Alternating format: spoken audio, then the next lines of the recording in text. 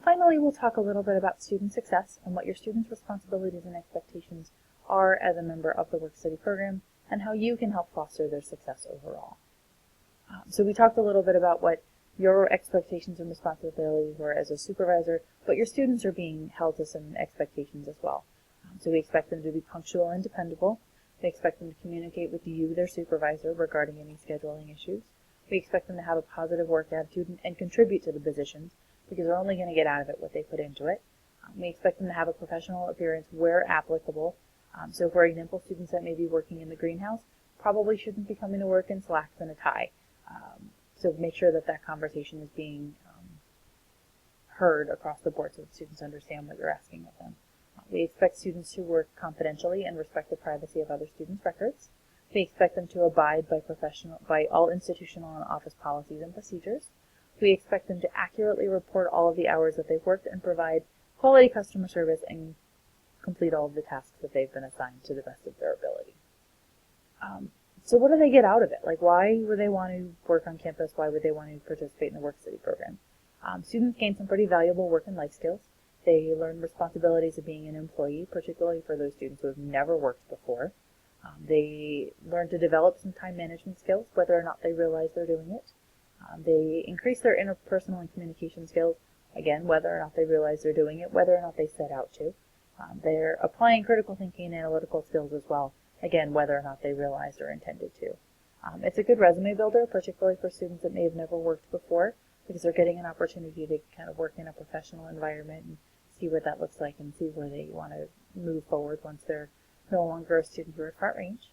It's a good opportunity for them to network and kind of build that professional core of people that will help them as they move forward. It's a good career development tool because it'll open some doors and show them areas of interest that they may not have otherwise considered, or reinforce areas that they already know that they're pretty passionate about. And finally, it's a good debt management tool because if they're earning $6,000 of work study funds as opposed to borrowing $6,000 of loan money, they're not paying interest on that. They're getting that paycheck. The flip side of that for some students is that it's $6,000 over the course of a full year rather than in one lump sum. But again, they're not paying interest on it. So in the end, it actually works out to be more beneficial for the student in the long run. So how can you as a supervisor help foster your students' successes?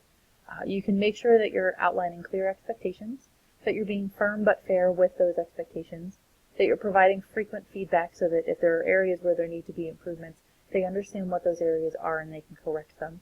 That you're providing training to help correct any of those errors that may need to be corrected and or closing some of those knowledge gaps. Share your vision with them. Share what your team is working towards so that they feel like they're a part of it. And make sure that they are a part of it so that they are part of that team. Recognize their accomplishments because this is just as important for our students as it is for us. If all we're hearing all the time is negative stuff, we're not going to know what we're doing right, and we want to make sure that we're balancing those scales so that they're learning this as they move forward. And finally, we want to make sure that we're getting the best by being the best, which really means that, we've talked a lot about how our students are only going to get out of it what we put into it or what they put into it, and the same goes for us as supervisors, but we want to make sure that we're putting in the best so that we can get the best out of each other and out of our team. And that actually concludes our training for now.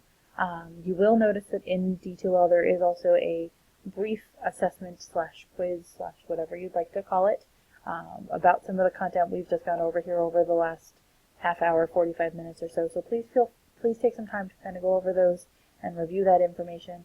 These videos will be available for you should you have any other questions or want to come back and refer to them.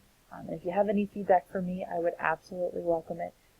Thank you all so much for what you do, and I look forward to working with you over the course of the year. Thank you very much.